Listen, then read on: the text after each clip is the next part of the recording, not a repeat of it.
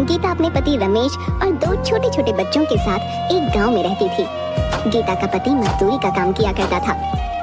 वो लोग बहुत ही गरीबी की हालत में रहते थे। बहुत मुश्किल से 2 वक्त का खाना मिल पाता था। उसके अलावा किसी चीज पर खर्च करने के लिए उनके पास पैसे नहीं थे। रमेश की माँ भी काफी बूढ़ी और बीमार थी। उनकी जिंदगी इसी तरह चल रही थी कि अचानक एक दिन रमेश को काफी तेज बुखार आता है और सही इलाज न मिल पाने के कारण उसकी मृत्यु हो जाती है।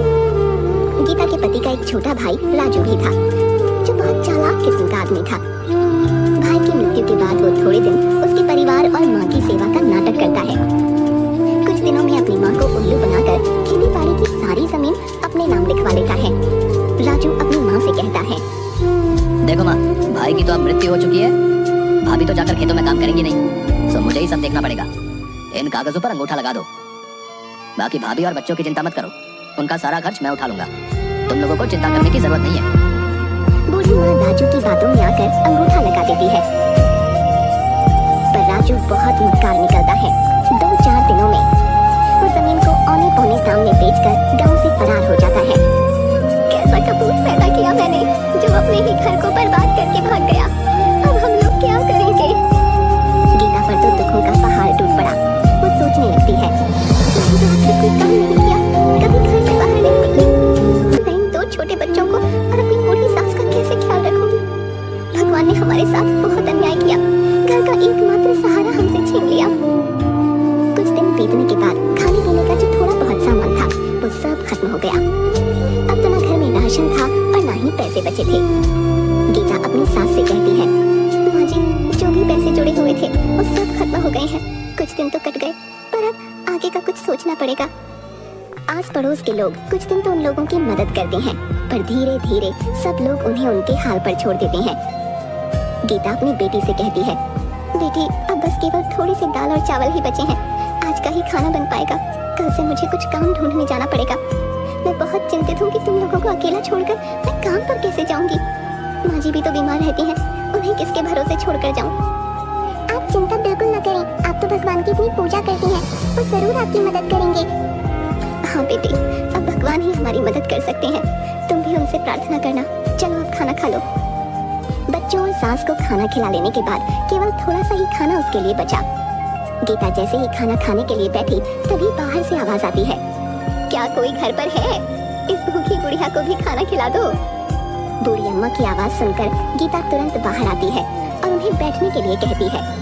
गीता ने अपने लिए जो थोड़े से दाल चावल रखे थे वो उस बुढ़िया को देने के लिए प्लेट में डालकर ले आती है। ये जो थोड़ा बहुत खाना है खा लो, मेरे पास आज केवल इतना ही भोजन है, आप इसे ग्रहण कर लें। बूढ़ी अम्मा खाना खाते खाते गीता से पूछने लगती है, क्या हुआ बेटी, उदास क्यों है? गीता उस बूढ़ी अम्मा को सारी कहानी बताते हुए कहती है कि किस तरह अचानक उसके पति की मृत्यु के बाद घर का सारा भार उसके ऊपर आ गया और कमाई का कोई जरिया नहीं है। आज तो राशन भी खत्म हो गया है। मुझे समझ नहीं आ रहा कि अपने छोटे छोटे बच्चों और बूढ़ी सास को छोड़कर कैसे बाहर काम पर जाऊं, और यदि काम नहीं किया तो इनके लिए खाना कहाँ से लाऊंगी? बूढ़ी अम्मा गीता की सारी बातें सुनकर उससे कहती है, तुमने ये जो दाल चावल बनाए थे इनमें बहुत ही स्वाद था, तुम्हारे हाथ में स्वाद है। घर के बाहर ही तुम दाल चावल का ठेला क्यों नहीं लगा लेती, जिससे तुम्हें घर छोड़कर कहीं जाना भी नहीं पड़ेगा और तुम्हारी कमाई का जरिया भी बन जाएगा। मैं तुम्हें एक नमक का पैकेट देती हूँ, ये एक जादुई नमक है। तुम अपने खाने में इसी पैकेट से नमक डालना, फिर देखना उस खाने का स्वाद। तुम्हारा सारा खाना हाथों हाथ बिक जाएगा और तुम्हें कभी पैसे की कोई परेशानी नहीं होगी। ये कहते हुए बूढ़ी अम्मा गीता को एक नमक का पैकेट देती है। आपका बहुत बहुत शुक्रिया अम्मा, आपने तो मेरी समस्या हल कर दी। अब मैं घर पर रहकर ही सब काम कर लिया करूंगी और मुझे अपने बच्चों को छोड़कर कहीं दूर भी नहीं जाना पड़ेगा।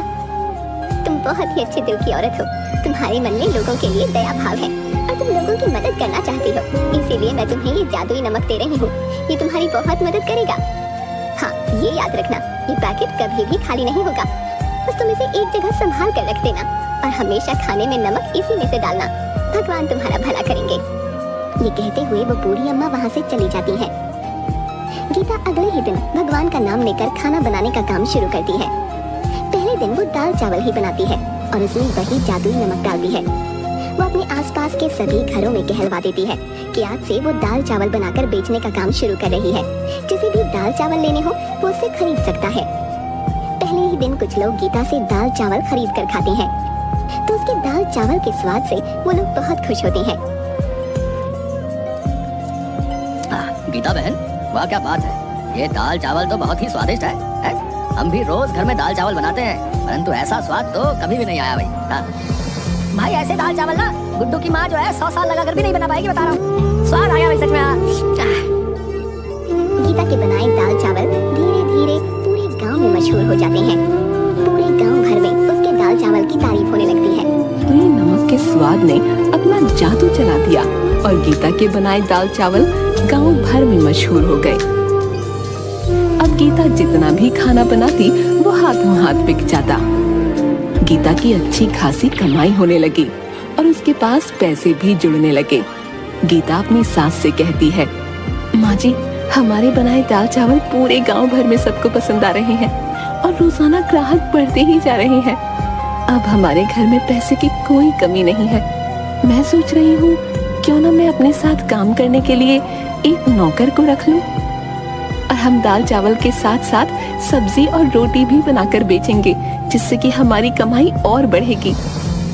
हाँ हाँ, क्यों नहीं बेटी, तुम इतने मन से और साफ सफाई से खाना बनाती हो तो खाने में तो स्वाद आएगा ही। तुम इसी तरह मेहनत करती रहो, भगवान तुम्हें सफलता देंगे। बस फिर क्या था, गीता अगले ही दिन से मुन्ना नाम के एक लड़के को अपने साथ काम करने के लिए रख लेती है। खाना तो गीता ही बनाती थी, जिसमें वो जादुई नमक डालती, परंतु खाना परोसना, ग्राहकों से पैसे लेना और उन्हें खाना डाल कर देना, ये सब काम के लिए उसने मुन्ना को रख लिया। मुन्ना काफी गरीब था और चालाक भी। जब उसने देखा कि गीता का बनाया हुआ खाना इतना बिकता है तो वो सोचने लगा, क्यों ना मैं भी किसी तरह खाना बनाकर अपना अलग ठेला लगा लूं। यहाँ नौकरी करते तो मुझे 4 पैसे ही मिलने वाले हैं, परंतु अपने ठेले से मुझे अच्छी कमाई हो जाएगी। मुन्ना अपने दोस्त से कहता है, अरे यार, ये दिन भर की नौकरी करने के बाद मेरे हाथ में तो कुछ भी नहीं आता। इतनी कम तनख्वाह में भी भला गुजारा होता है क्या? है? मैं सोच रहा हूँ जब गीता औरत होकर इतना कमा सकती है तो मैं क्यों नहीं, मैं भी अलग ठेला लगा लूंगा। जब इस काम में इतनी कमाई है तो मैं अलग से ठेला लगाकर ज्यादा मुनाफा क्यों ना कमाऊं भाई? है? कब तक उस गीता का नौकर बना रहूंगा? पर भाई, ठेला चलाने के लिए तुम्हें गीता जैसा स्वादिष्ट खाना भी तो बनाना होगा कि नहीं? है? अभी तुम कुछ दिन उसे देख देख कर उसके जैसा खाना बनाना सीख लो, तभी नौकरी छोड़ना। हाँ, ये तो तू बिल्कुल ठीक कह रहा है। उसके जैसा स्वादिष्ट खाना बनाऊंगा तभी तो मुनाफा होगा। मुन्ना सोचने लगता है, गीता खाने में ऐसा क्या डालती है जिससे उसके खाने का स्वाद इतना बढ़ जाता है? ये बात पता करनी पड़ेगी। यदि मेरा खाना गीता के खाने की तरह स्वाद बनेगा तभी तो बिकेगा। एक दिन छुपकर मुन्ना गीता को खाना बनाते हुए देखता है। वो बहुत ध्यान से देख रहा था कि गीता ने कोई खास मसाले नहीं डाले, बस एक डिब्बे में से नमक निकाल कर खाने में डाला। मुन्ना सोच में पड़ जाता है, बस केवल नमक मिलाने से खाने में इतना अनोखा स्वाद कैसे आ जाता है? हो ना हो इसी नमक में कोई खास बात है। यदि मैं इसका नमक का पैकेट चुरा लूं तो मैं भी इससे जो खाना बनाऊंगा उसमें वैसा ही स्वाद आएगा जैसा कि गीता के खाने में आता है। बस फिर क्या था, मुन्ना लालच में आकर गीता का नमक चुरा लेता है और चुपचाप उसे अपने घर ले जाता है। गीता की बेटी ने मुन्ना को नमक चुराते हुए देख लिया था। वो सारी बात अपनी माँ को बता देती है। गीता ये सुनकर बहुत परेशान हो जाती है कि उसका नमक चोरी हो गया। अब उस जादुई नमक के बिना वो खाना कैसे बनाएगी? वो रोते रोते भगवान के आगे प्रार्थना करने लगती है, हे भगवान, मेरी मदद करो। वो बूढ़ी माँ जी जो मुझे नमक देकर गई थी, वो दुष्ट मुन्ना ने चोरी कर लिया। अब मैं क्या करूंगी? मेरी मदद करो भगवान। गीता जैसे ही रसोई घर में खाना बनाने जाती है, वो देखती है कि वैसा ही नमक का एक और पैकेट वहाँ पड़ा है। गीता ये देखकर बहुत हैरान हो जाती है कि ये नमक का पैकेट यहाँ कैसे आ गया। गीता भगवान का शुक्रिया अदा करती है कि उन्होंने उसकी मदद की। वो तुरंत जादुई नमक से खाना बनाने लग जाती है। उधर दूसरी ओर मुन्ना भी उस चुराए हुए नमक से खाना बनाकर अपने ठेले पर लगाता है और सभी लोगों से कहता है, आइए आइए और मुन्ना के ठेले पर आकर स्वादिष्ट खाना खाएं। लोग मुन्ना के ठेले पर खाना खाने आते भी हैं, पर जैसे ही वो लोग खाना मुंह में डालते हैं उसे थूकने लगते हैं। अरे थू थू थू थू थू थू है? इतना बेस्वाद और गंदा खाना है? इसमें तुमने नमक मसाले डाले हैं या जहर डाला है भाई? है? थू थू थू थू थू थू। हमारे सारे पैसे बर्बाद कर दिए। ये खाना तो कोई जानवर भी नहीं खाएगा। लाओ हमारे पैसे वापस करो। सभी लोग मुन्ना को भला बुरा कहने लगते हैं और अपने पैसे वापस लेकर वहाँ से चले जाते हैं। वो बहुत दुखी होता है कि उसने तो पैसे उधार लेकर बहुत सारा खाना बना लिया था, परंतु सारा खाना बर्बाद हो गया, जिससे उसका बहुत नुकसान हुआ। अगले दिन मुन्ना रोते हुए गीता से माफी मांगने जाता है। उसे समझ में आ गया था कि एक भली औरत के साथ बुरा करने और चोरी करने का अंजाम उसे मिल गया है। वो गीता के आगे हाथ जोड़ते हुए कहता है, गीता बहन मुझे माफ कर दो। मैंने तुम्हारा जादुई नमक चुराकर फायदा कमाने की सोची, परंतु मैं ये भूल गया कि जादुई चीज तो उसी व्यक्ति के यहाँ काम करती है जिसे वो दी जाती है। मैंने लालच में अंधे होकर तुम्हारा जादुई नमक चुरा लिया। मुझे माफ कर दो और मुझे अपने पास दोबारा काम पर रख लो।